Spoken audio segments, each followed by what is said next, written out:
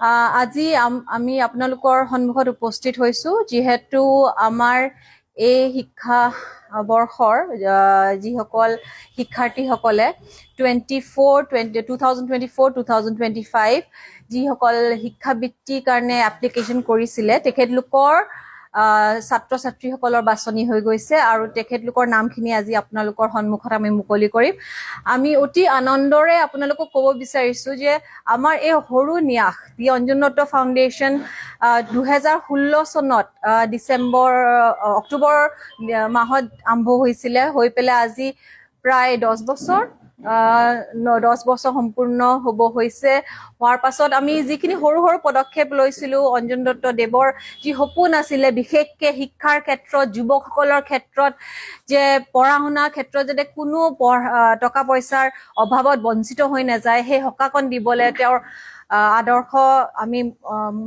সন্মুখত ৰাখি পেলাই আমি সদায় ছাত্ৰ ছাত্ৰীসকলক আগবঢ়াই নিওঁ। তেওঁ পিতৃ মাতৃৰ নামতো আগতে বঁটা দিছিলে, জলপানী দিছিলে, ঠিক সেই আদৰ্শ আমি দিছিলো। যেনেকে পংকজ ভৰালী ডাঙৰীয়াই কৈছিলে, ইয়াৰ আগতে আমি প্ৰায় 92 ছাত্ৰ ছাত্ৰী পৰিয়ালক আমি সকাহ দিবলৈ সক্ষম হৈছিলো, অকমান আগবঢ়াই দিছিলো, ঠেলা অকণ মাৰি দিছিলো। আৰু যদিও আমাৰ এই বছৰ আমাৰ টাৰ্গেট আছিলে 30 ষ্টুডেণ্টছ, আমি 30 জন ছাত্ৰ ছাত্ৰীক দিম বুলি ভাবিছিলো, কিন্তু আটাইতকৈ সুখৰ কথা যে বহুখিনি ছাত্ৰ ছাত্ৰীয়ে আমাক আবেদন কৰিলে আৰু আমাৰ অঞ্জন দত্ত ফাউণ্ডেশ্যনৰ বৰ্ডে ডিচাইড কৰিলে যে আমি কোনো ল'ৰা ছোৱালীক হতাশ নকৰো। আৰু আমি প্ৰায় এইবছৰ 44 ষ্টুডেণ্টছক, যদি আমি 30 দিম বুলি ভাবিছিলো, কিন্তু এপ্লিকেশ্যনক আমি যিহেতু বেছিকে পালো, যিসকলে 85% আপ যিসকল ষ্টুডেণ্টছে এপ্লাই কৰিছে, ইনফেক্ট 84.6 ষ্টুডেণ্টছৰ পৰা আমি আৰম্ভ কৰি যিসকলে দিছে আমি সেইসকলকো কাট অফত আমি কনচিডাৰ কৰিছো। 84.6 আছে, 84.8 আছে, সেইখিনিৰ পৰা আমি গোটেইখিনিকে দিছো। টোটেল 44 ষ্টুডেণ্টছে এইবাৰ the Anjan Dutta foundation academic scholarship 2024-2025 পাবলৈ সক্ষম হৈছে আৰু তেখেতলোকে 7,000 টকা স্কলাৰশ্বিপ এমাউণ্ট, অঞ্জন দত্তই দেৱে লেখা কিতাপখন আৰু মানপত্ৰ পাবলৈ সক্ষম হ'ব। আমি শুভেচ্ছা দিছো সকলো ছাত্ৰ ছাত্ৰীসকলক আৰু আশা কৰো তেওঁলোকে নিজৰ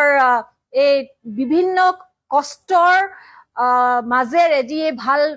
শিক্ষা ক্ষেত্ৰত ফলাফল দিবলৈ সক্ষম হৈছে সেইটো অব্যাহত ৰাখক। আমি যিসকল ছাত্ৰ ছাত্ৰীয়ে পাইছে তেখেতলোকৰ নামখিনি ঘোষণা কৰিবলৈ আৰম্ভ কৰিব বিচাৰিছো। আটলান্টা শইকীয়া, মেটেকা বৰালি কিনাৰ 97%, নিকিতা দাস, মেটেকা পথাৰ 95%, প্ৰেৰণা বৰা, ভিতৰুৱাল খনামুখ 94.20%, বিকাশিতা কাকতি, মেটেকা 93.20%, আনশুমান গোস্বামী, দিখৌমুখ 92.80%, ঋচিকা বৰুৱা, নকটানি 91.20%, নীলাক্ষী কলিতা, ডিচিয়াল 90.20%, আনসুয়া শইকীয়া, দিখৌমুখ 90%, বাস্তৱ বৰা, ডিচিয়াল 90%, বিষ্ণুপ্ৰিয়া নাথ, সুন্তলিচিগা 90%, নেহাৰিকা লাহন, খৰাগড় 90%, মিলনজ্যোতি শইকীয়া, ভিতৰুৱাল 89.80%, সুৰজ বৰা, বাৰুৱতী 89.60%, শ্যামলিকা শইকীয়া, সুন্দৰগাঁও 89%, মীনাক্ষী শইকীয়া, ফুলপানী চিগা 89%, বৰ্ণালী শইকীয়া, মেটেকা 89%, বৰষা কলিতা, দিখৌমুখ 88.80%, হৰ্ষজিৎ বৰা, ডিচিয়াল 88.60%, বাৰবিতা শইকীয়া, চিপাহীগাঁও 88.60%, অনামিকা নাথ, চাৰিং 88.40%, তপস্যা শৰ্মা, দিচাংমুখ 88%, তৃষ্ণা বৰা, ফুলপানী চিগা 87.40%, অংকিতা গগৈ পাণ বেচা 87.20%, পৰ্ণা শইকীয়া জালুকগাঁও 87.20%, ত্ৰিদীপ বৰা পূজা গগৈ টেপৰগাঁও 87.20%, ত্ৰিদীপ বৰা ফুলপানী চিগা 87%, তামান্না তাসমিন মেটেকা 86.80%, তন্ময় শ্ৰুতিধৰা গগৈ খৰাগড় 86.60%, ৰাণী শৰ্মা দিচাংমুখ 86.60%, দৃষ্টিপ্ৰিয়া শইকীয়া কাৰিগাঁও 86%, বিষ্ণুপ্ৰিয়া দত্ত দিখৌমুখ 86%, প্ৰতিভা দত্ত দুলিয়া 86%, মেঘালী দত্ত ফুলপানী চিগা 85.80%,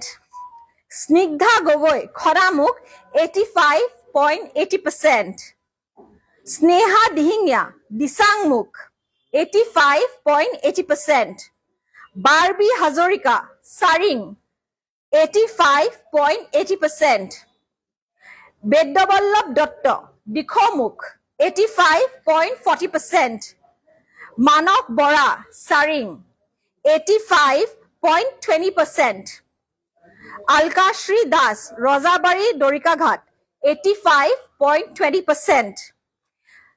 আনন্দিত অনন্যা কলিতা সুন্দৰগাঁও 85%, লাকিমণি দত্ত দিখৌমুখ 84.80%, লাকিমণি দত্ত দিখৌমুখ 84.80%, অনুজ ভৰালী ডিমৌমুখ 84.80%, হৰিপ্ৰিয়া চাংমাই পাণবেচা